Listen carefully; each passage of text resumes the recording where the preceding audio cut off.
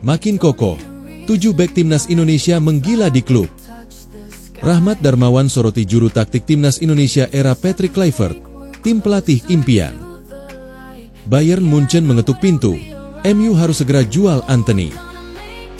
Eddie Howe tegaskan Newcastle akan pertahankan Alexander Isak.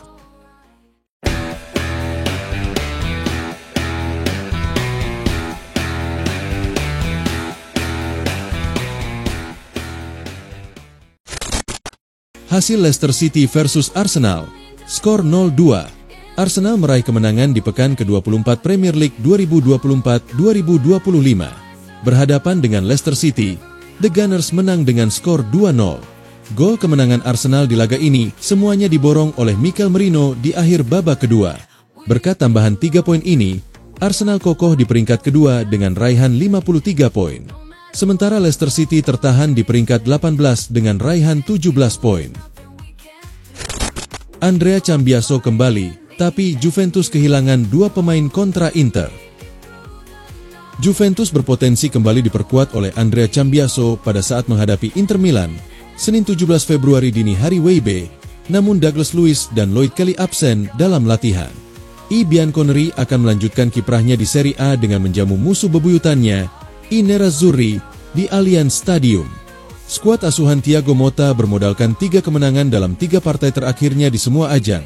Setelah menghajar Empoli dengan skor 4-1 selagi menang dengan skor 2-1 secara berturut-turut atas Como dan PSV Eindhoven. Dalam laga kontra PSV di Liga Champions, Douglas Luiz tampil dengan apik. Namun sayang jurnalis Romeo Agresti mengabarkan bahwa sang gelandang asal Brasil mengalami cedera otot. Luiz mengalami cedera tersebut dalam sesi latihan di hari Kamis 13 Februari lalu dan diperkirakan bakal absen pada laga bertajuk Derby d'Italia akhir pekan ini. Bayern Munchen mengetuk pintu, MU harus segera jual Antony. Bayern Munchen dikabarkan telah membuka negosiasi dengan MU untuk mendatangkan Antony, yang saat ini tampil cukup impresif bersama Real Betis. Ini adalah kesempatan emas bagi MU untuk segera melepas sang winger, memotong kerugian, dan mengalokasikan kembali dana transfer secara lebih bijak. Antony bergabung dengan MU dari Ajax dengan mahar mencapai 86 juta pound, menjadikannya satu di antara rekrutan paling kontroversial dalam sejarah klub. Didatangkan atas rekomendasi Erik ten Hag, Antony diharapkan bisa membawa kreativitas dan daya gedor baru di lini serang MU. Namun, kenyataannya justru jauh dari ekspektasi. Dalam 2,5 musim di Old Trafford, Antony gagal menunjukkan performa konsisten. Gaya bermainnya dianggap terlalu satu dimensi, terlalu bergantung pada kaki kiri, dan mudah ditebak oleh lawan. Kecepatan yang kurang mumpuni membuatnya kesulitan menembus pertahanan lawan di Premier League yang mengandalkan fisik dan intensitas tinggi. Bukan hanya minim kontribusi, Antony bahkan lebih sering menjadi beban ketimbang aset bagi skuad MU. Setelah dipinjamkan ke Real Betis, Antony menunjukkan peningkatan performa dengan mencetak 2 gol dalam 3 laga. Namun, ini bukanlah bukti bahwa ia siap bangkit. Real Betis diakini tidak akan mampu menebus Antony secara permanen karena keterbatasan finansial. Oleh karena itu, jika Bayern benar-benar tertarik, MU tidak boleh menyia-nyiakan kesempatan untuk melepasnya. Bayern Munchen saat ini sedang mencari pengganti Kingsley Coman dan Leroy Sané yang berpotensi hengkang pada musim panas nanti. Mereka menilai Antony lebih cocok dengan Bundesliga, yang memiliki gaya bermain lebih terbuka dan tidak sekeras Premier League dalam hal pressing. Menurut Vicages, Bayern telah mengajukan tawaran senilai 50 juta euro untuk memboyong Antony. Kendati angka itu masih jauh dari harga belinya, MU tetap bisa menganggapnya sebagai jalan keluar terbaik untuk meminimalkan kerugian. MU telah melakukan kesalahan besar dengan membayar terlalu mahal untuk Antony, tetapi mereka tidak boleh mengulanginya dengan tetap mempertahankan pemain yang tidak cocok dengan sistem mereka. Dana dari penjualan Antony seharusnya dialokasikan untuk membeli pemain yang benar-benar dibutuhkan, seperti winger berkualitas atau gelandang bertahan kelas dunia. Jika menilik keputusan transfer MU dalam beberapa tahun terakhir, masalah utama bukan siapa yang mereka jual, tetapi siapa yang mereka beli. Beberapa rekrutan seperti Scott McTominay, Jadon Sancho, Tyrell Malacia, Antony, dan Anthony Elanga telah terbukti tidak cocok dengan sistem permainan klub. Oleh karena itu, langkah melepas Antony dan mendatangkan pemain yang lebih tepat adalah keputusan paling logis yang bisa diambil MU saat ini. Clement Lenglet akan dilepas Barcelona untuk kurangi beban gaji. salah satu pemain belakang milik Barcelona, Clement Lenglet akan meninggalkan tim asal Katalan tersebut pada bursa transfer mendatang. Atletico Madrid telah mulai membuat rencana untuk skuad mereka menjelang musim depan, dan salah satu langkah pertama mereka dapat melibatkan pengamanan jangka panjang pemain yang sudah ada di jajaran mereka. Daripada mencari pemain eksternal, klub tampaknya memprioritaskan masa tinggal permanen Clement Lenglet yang saat ini dipinjamkan dari Barcelona, klaim laporan dari Vicajes. Sejak tiba di Atletico Madrid, Lenglet telah membuat Diego Simeone terkesan dengan penampilannya, yang menjadi alasan kuat bagi klub untuk mempertahankannya setelah masa pinjamannya. Meskipun kesepakatan awal antara Atletico dan Barcelona tidak menyertakan klausul pembelian, manajemen Atletico dilaporkan ingin mempermanenkannya. Klub siap mengajukan tawaran sekitar 15 juta euro untuk mendapatkan bek Prancis tersebut, angka yang mungkin bersedia diterima Barcelona. Melepas Lenglet akan memungkinkan Barca mengurangi tagihan gaji mereka dan melepas pemain yang tidak sesuai dengan rencana jangka panjang Hansi Flick.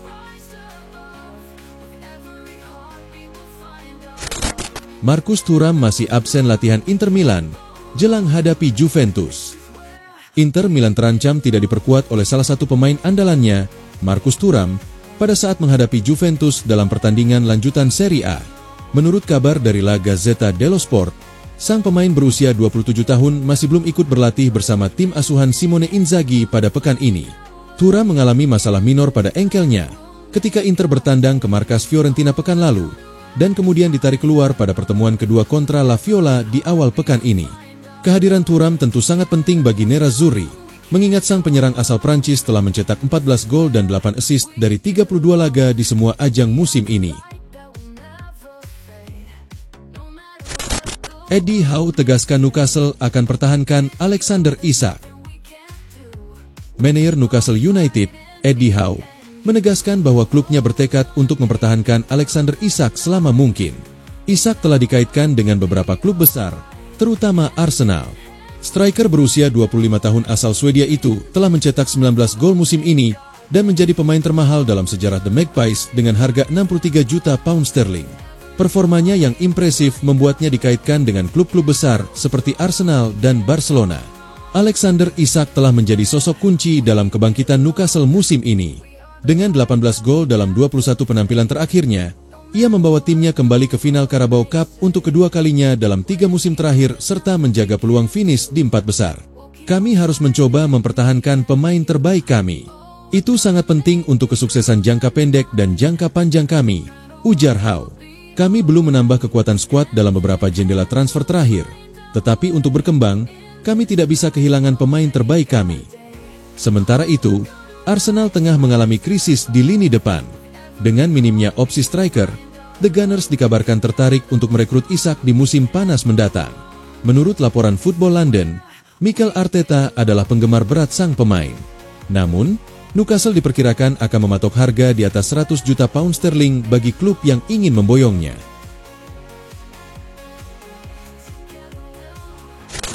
Ruben Amorim sebut MU masih belum aman dari zona degradasi.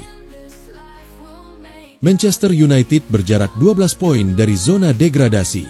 Manajer Ruben Amorim sebut timnya belum merasa aman dan nyaman. Manchester United sementara sudah kumpulkan 29 poin dari 24 laga di Liga Inggris. MU duduk di peringkat ke-13 klasemen Liga Inggris. Manchester United berjarak 12 poin dari Leicester City di zona degradasi, alias peringkat ke-18 dengan 17 poin. Meski cukup jauh, manajer Ruben Amorim sebut timnya belum aman dan nyaman. Jika Anda melihat klasemen, mustahil bagi kamu untuk merasa nyaman. Kami hanya ingin menang dan meningkatkan performa, karena kami adalah Manchester United, tegasnya dilansir dari situs resmi klub. Setan Merah pun masih inkonsistensi. Mereka cuma menang 2 kali dari 5 laga terakhir di Liga Inggris, sisanya sekali imbang dan 2 kali kalah. Beberapa lawan berat pun menanti pada akhir Februari sampai April. Mereka adalah Arsenal, Manchester City, dan Newcastle United. Sekarang di tim ini, tidak ada rasa nyaman dalam situasi apapun, tutup Ruben Amorim. Salah apa Cole Palmer? Cole Palmer lagi mandek di Chelsea, nihil gol dan assist di 4 laga terakhirnya di Liga Inggris. Apa yang salah dari sang gelandang? Teranyar, Chelsea kalah dari Brighton di lanjutan Liga Inggris, Sabtu 15 Februari dini hari waktu Indonesia Barat. The Blues dicukur 0-3. Chelsea lagi inkonsistensi di 5 laga terakhirnya. Mereka 2 kali menang, 2 kali kalah, dan sekali imbang. Satu pemain jadi sorotan. Dia adalah sang bintang, Cole Palmer. Cole Palmer merupakan top skor Chelsea sementara di Liga Inggris. Palmer sudah kemas 14 gol dan 6 assist dari 25 laga. Apes buat Palmer. 4 laga terakhir, dirinya nihil bikin gol ataupun assist. Manajer Chelsea, Enzo Maresca angkat bicara soal performa mandek Cole Palmer. Baginya, Palmer yang mandek dan Chelsea yang lagi inkonsistensi, bukan salah Palmer semata. Inter Milan bersiap lepas 3 striker, Mehdi Taremi dalam sorotan. Inter Milan sedang mempertimbangkan perubahan besar di lini serang mereka. Klub berencana melepas 3 penyerang pada bursa transfer musim panas mendatang.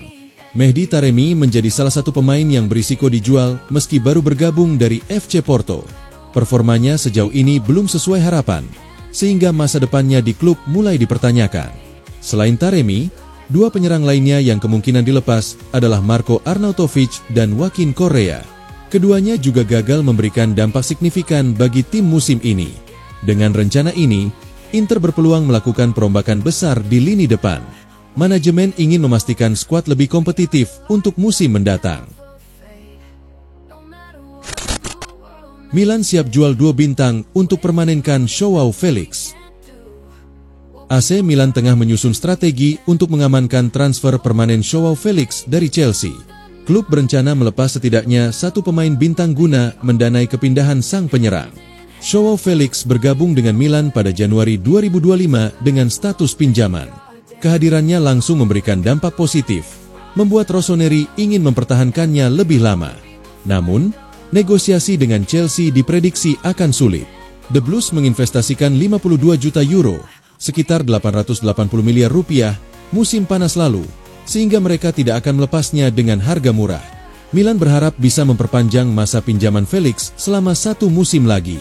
Mereka ingin memasukkan klausul kewajiban pembelian sekitar 40 juta euro, sekitar 680 miliar rupiah, untuk memperlancar proses transfer. Menurut laporan La Gazzetta dello Sport, Milan mempertimbangkan melepas salah satu dari Theo Hernandez atau Rafael Leao untuk mendanai transfer Joao Felix. Keduanya saat ini berada dalam evaluasi klub. Kontrak baru Theo masih dalam negosiasi, tetapi belum ada kemajuan signifikan. Jika ada tawaran menarik, Milan bisa melepas bek asal Prancis tersebut. Sementara itu, performa Leao juga mendapat perhatian. Jika ada klub yang bersedia membayar harga tinggi, Milan mungkin akan merelakannya demi mengamankan Felix.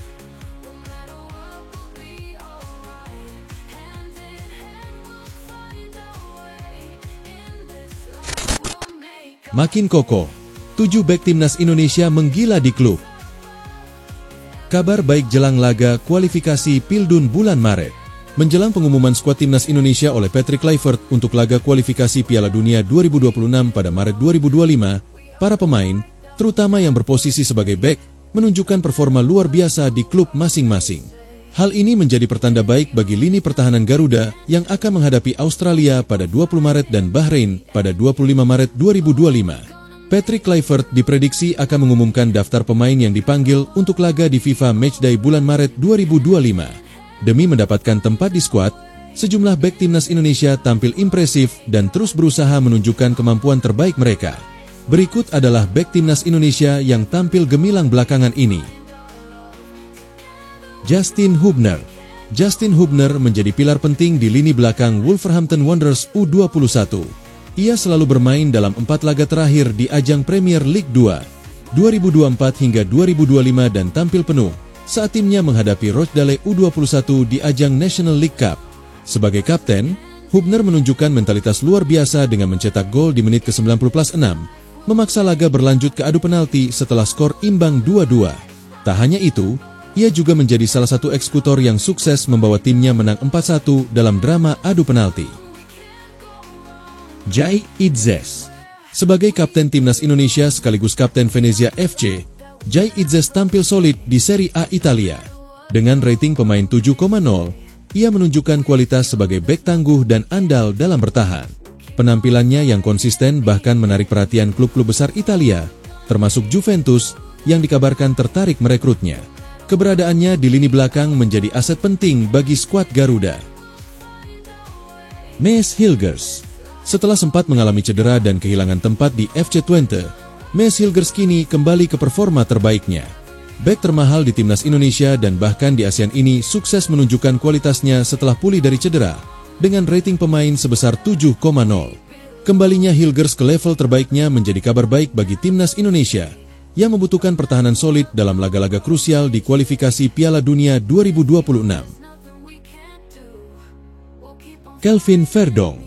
Kelvin Verdong mendapatkan julukan El Consistent berkat performa stabilnya bersama NEC Nijmegen di Eredivisie 2024 hingga 2025. Ia bahkan masuk dalam daftar starting 11 terbaik Eredivisie edisi Januari 2025. Terbaru, ia memberikan assist dalam laga melawan FC Groningen, meskipun timnya kalah 1-2. Dengan performa seperti ini, Verdong hampir pasti mengamankan posisi sebagai bek kiri utama timnas Indonesia. Elkan Bagot. Elkan Bagot terus menunjukkan konsistensinya bersama Blackpool FC di Liga 3 Inggris.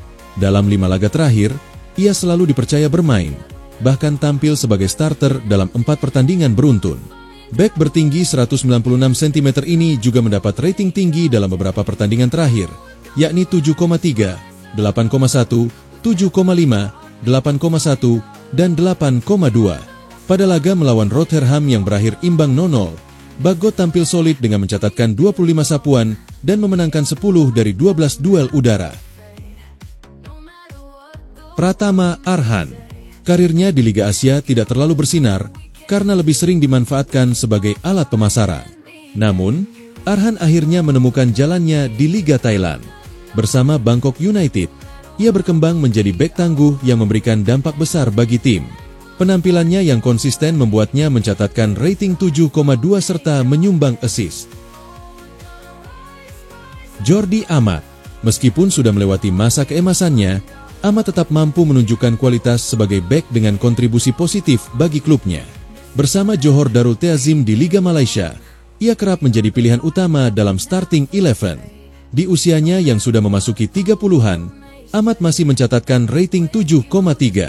Performa luar biasa yang ditunjukkan para bek timnas Indonesia menjadi sinyal positif jelang laga melawan Australia dan Bahrain. Kedalaman skuad di lini pertahanan semakin kuat dengan variasi pemain berkualitas. Dengan bek-bek yang sedang dalam performa terbaik, timnas Indonesia memiliki peluang besar untuk tampil kompetitif di sisa pertandingan kualifikasi Piala Dunia 2026.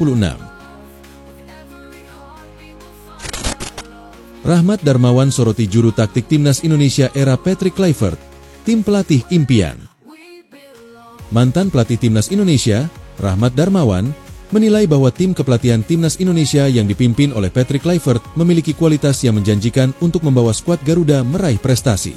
Menurutnya, jejak-jejak Kluivert sebagai pemain serta pengalaman para asistennya menjadi modal penting dalam menjalankan tugas sebagai juru taktik.